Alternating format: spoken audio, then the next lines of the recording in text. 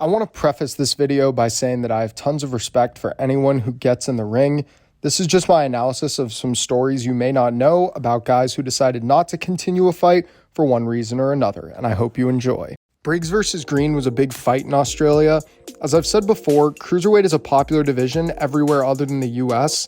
Briggs had challenged twice for a world title, but hadn't been in the ring for 3.5 years. There were questions about whether or not he was ready for the fight against Green, who was also getting up there in age, but had fought some tough competition and was the IBO belt holder, which has some standing depending on who has it. There was previously some bad blood between the two, so it was hyped up, but Briggs came in 7 pounds overweight and had been denied a boxing license for the fight to be in Sydney, so it happened in Perth.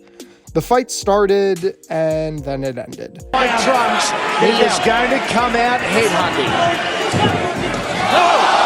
And Briggs is down for a body shot.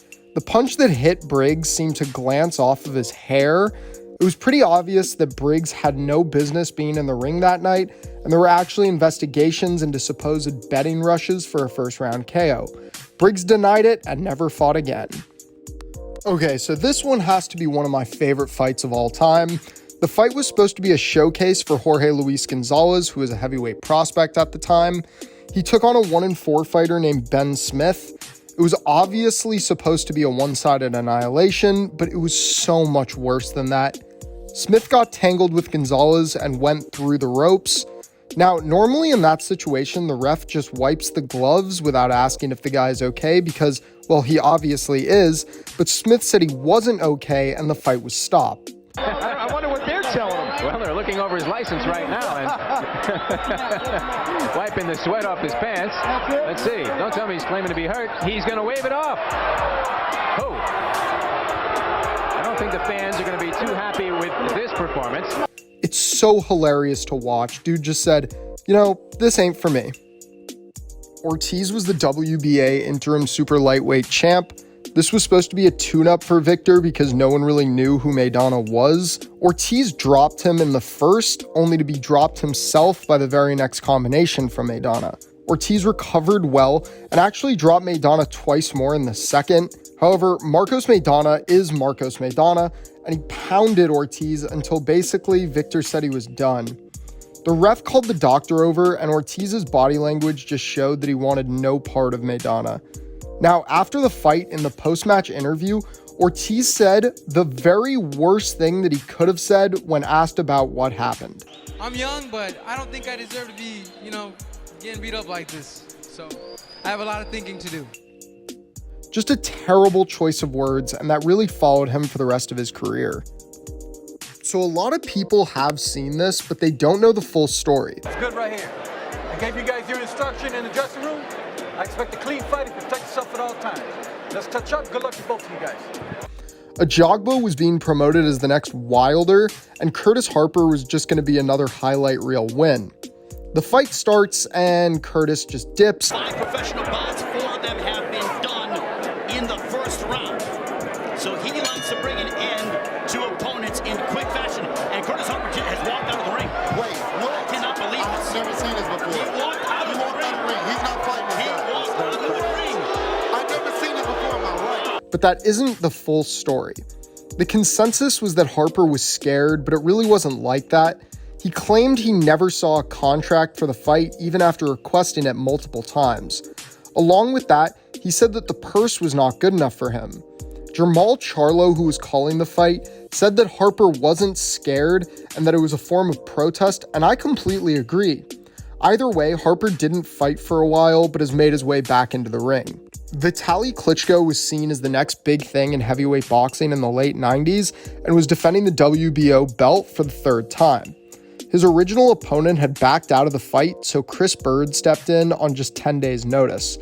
Vitaly wasn't super impressive, but was still winning. Bird was showing good movement, but Vitaly was landing more shots, and it all seemed to be going to plan. However, Klitschko suffered a torn rotator cuff and decided to call it a night. Duty of Vitaly Klitschko's professional career. Okay, take it easy, take it easy. Is it hurting? That's okay. It's okay. Okay, it's over. We are giving up. It hurts too much. No, it's okay. Don't worry. Wait a minute. They're stopping it. They are. That's exactly what Cornelius Winter just told us. I can't believe what I just seen.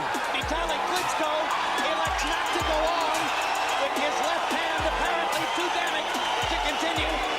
He was ahead by more than 3 rounds on all of the cards at the time of the stoppage, so theoretically, if he just danced around for the last 3 rounds and avoided 2 knockdowns, he could have won, but that obviously was not a smart move.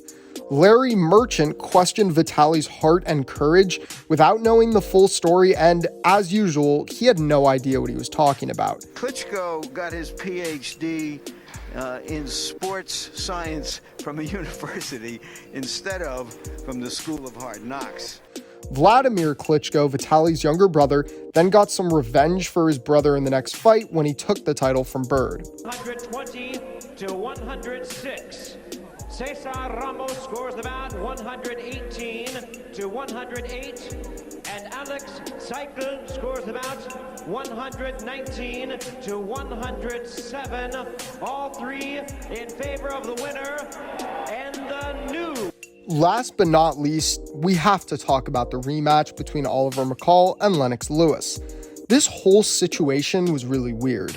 McCall had previously won the WBC heavyweight title from Lewis when he knocked him out in the second round in 1994. It was by his own fight plan, but perhaps that's also the fight plan of Stewart. And you know, Larry, down goes Lewis. They caught a short left hand inside. 6, 7, 8, 9.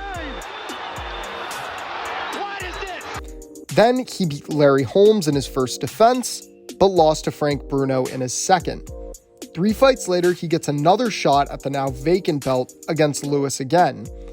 McCall was already seen as kind of an odd guy, but no one expected the fight to turn out the way that it did. Lewis started well in the first few rounds, but when the bell sounded to end the third, things got crazy. McCall didn't go back to his corner and just walked around the ring. Then, in the fourth, he basically did the same thing. In that round, McCall threw a total of 2 punches. He walked around the ring and Lewis just followed him, not knowing what to do. After the fight, Lennox said that he had thought McCall was baiting him. So the 4th round ends, and once again, McCall refuses to go to the corner. Mills Lane, like a parent, then decides to intervene and takes him there. Oliver then started crying in the corner, but said that he still wanted to fight. After 55 seconds of the 5th round, and with McCall doing absolutely nothing, Lane stopped it. It gets even crazier because after the fight, McCall claimed that he was trying a rope-a-dope strategy to trick Lewis and that the crying was a way to pump himself up. Interesting theory, and leave a comment about what you think this whole situation was about because your guess is as good as mine. Anyways, guys, thanks for watching the video. I appreciate the support you guys have been showing me. As I said before, this is a new channel and I want to get this off the ground. Please like and subscribe to get this thing rolling. More videos will be coming out soon, so definitely stay tuned. Thanks again for watching, and I'll see you next time on Zeke's Box Talk.